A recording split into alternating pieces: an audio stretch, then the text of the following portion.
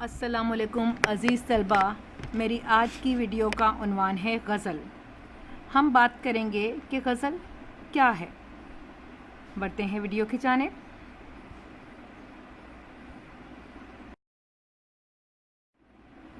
غزل عربی زبان کا لفظ ہے اور اس کے معنی ہیں عورتوں سے باتیں کرنا یا عورتوں کی باتیں کرنا۔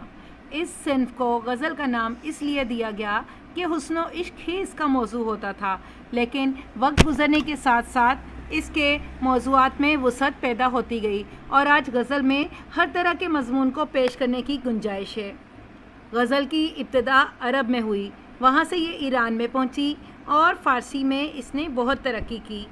فارسی ادب کے راستے یہ اردو ادب میں داخل ہوئی اور ہر خاص و عام میں مقبول ہو گئی۔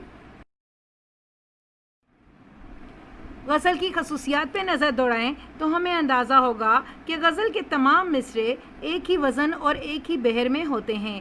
غزل کا پہلا شعر مطلع کہلاتا ہے۔ اس کے دونوں مصرعے ہم قافیہ اور ہم ردیف ہوتے ہیں۔ ردیف وہ لفظ یا الفاظ کا مجموعہ جسے ہر شعر کے آخر میں دہرایا جائے۔ اس سے پہلے قافیہ ہوتا ہے جس کا آخری حرف یا آخر کے چند حرف یکساں ہوتے ہیں، جیسے دوا، ذرا یا میر، پیر وغیرہ۔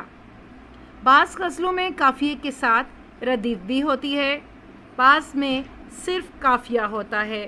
غزل کا آخری شعر جس میں شاعر اپنا تخلص استعمال کرتا ہے مقطع کہلاتا ہے۔ اس کے ان الفاظ کے ساتھ ہی آج کی اس ویڈیو کا اختتام ہوا۔